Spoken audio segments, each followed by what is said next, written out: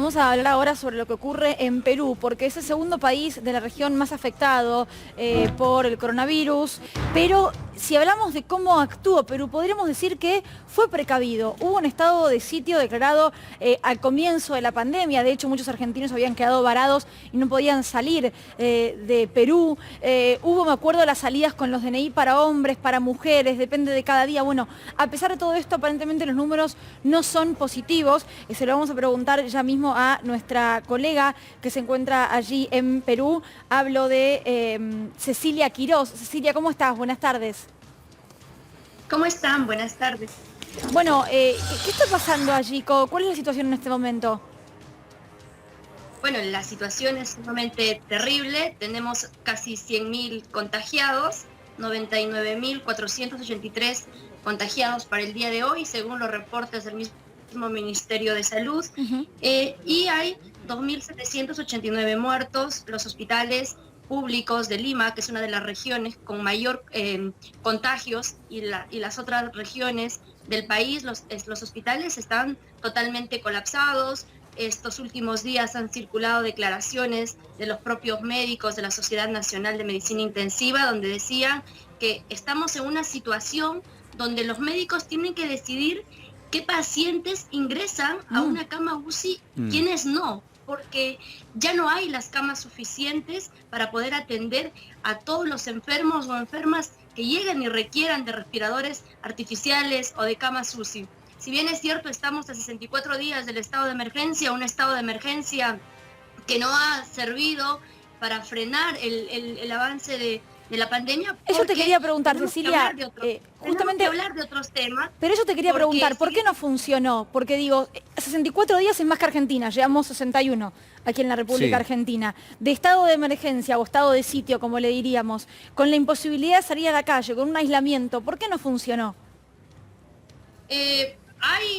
primero que no todos respetaron la cuarentena, y no me refiero a los trabajadores ambulantes, a las personas que viven del día a día, sino que las grandes empresas, por ejemplo, como la minería y otras actividades, sin ser estas esenciales, continuaron laborando a vista y paciencia del Ministerio de Trabajo, del propio gobierno central, que pese a que dijo que lo único que se podía seguir funcionando eran actividades relacionadas a las áreas esenciales durante la Sí. cuarentena. Sin Ujú. embargo, hubieron muchas empresas que no Ujú. estaban vinculadas a las áreas esenciales y obligaron a que sus trabajadores sigan laborando. Entre ellas, por ejemplo, tenemos a las empresas de la minería, call centers, grandes centros comerciales como Saga Mm. Falabella y muchos otros. Eso por un lado. Por otro lado, no hubo la aplicación del testeo molecular masivo y gratuito. Aquí, para acceder a un test, tienes que estar prácticamente, Sí. bueno, en una situación totalmente mal, porque si Cecilia. no, no te lo aplican, y no te lo aplican porque no hay. Ujú. No, o sea, no hay test moleculares suficientes, y las pruebas rápidas están demostrando que pese a que te lo apliquen y en algún momento seas negativo, eso no significa que realmente no estés contagiado. Esto ha ocurrido con muchas personas, incluso con congresistas, que esto fue escandaloso, que Cecilia, hubieron congresistas, perdón, quiero sí, preguntarte esto. termino con esto, Sí. hubieron congresistas que se les aplicó la prueba Ujú. 5 veces y salieron negativo, y luego a la semana estaban en su casa en cuarentena con COVID-19. Entonces, hay por ese lado. O sea, tienes por un lado que las pruebas que se aplicaron fueron las rápidas, que no funcionan, y para acceder a una prueba molecular es casi imposible. Claro, bueno, pero la pregunta sería que no solamente esos dos elementos podrían haber jugado, sino también estoy pensando que en parte la crisis que atraviesa Perú, vos lo dijiste, es porque no dan abasto en función de cómo está estructurado el sistema sanitario. Y otra de los objetivos de la cuarentena no es solamente preservar la vida, por supuesto que esa es la más importante, sino también darle tiempo a los gobiernos de alimentar justamente el sistema sanitario con nuevos respiradores, agregando el número de camas. Digo, eso también es objetivo central de la cuarentena. ¿No se llevó adelante esto en Perú? No. Hoy aún siguen faltando respiradores.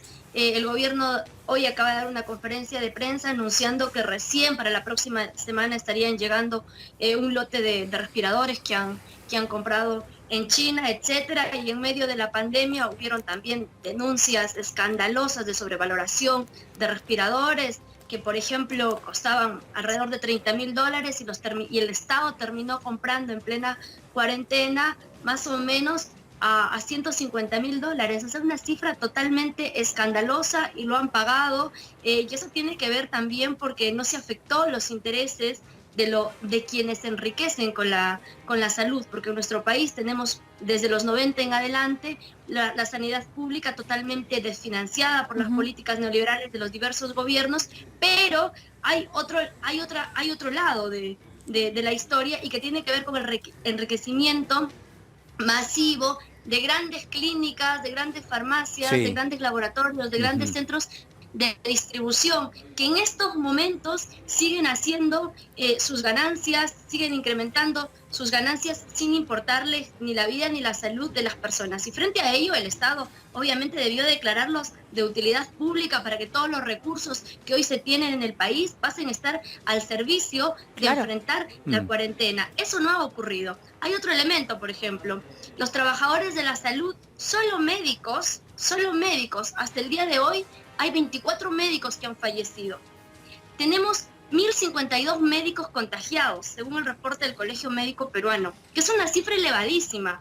Entre enfermeras, enfermeros y técnicos han fallecido alrededor de 30 hasta el día de hoy. O sea, tenemos casi 50 trabajadores y trabajadoras de la salud que están en la primera línea, que han fallecido porque no se les ha brindado equipos de protección personal. Algo tan básico y tan elemental no se les está brindando, y lo han venido denunciando desde el primer día de la cuarentena. Les dan mascarillas que tienen que ser utilizadas por una semana o durante 15 días, o han llegado la crisis es tal que les dan una mascarilla al día, les piden que esa mascarilla que la laven y que la vuelvan a utilizar otros enfermeros, otros médicos, cuando son esas mascarillas son descartables. Entonces, no, qué triste la verdad, Cecilia, escucharte, porque aquí en la Argentina recuerdo que cuando comenzaba toda la situación en Latinoamérica mencionábamos a Perú como un país que estaba tomando medidas, ¿no?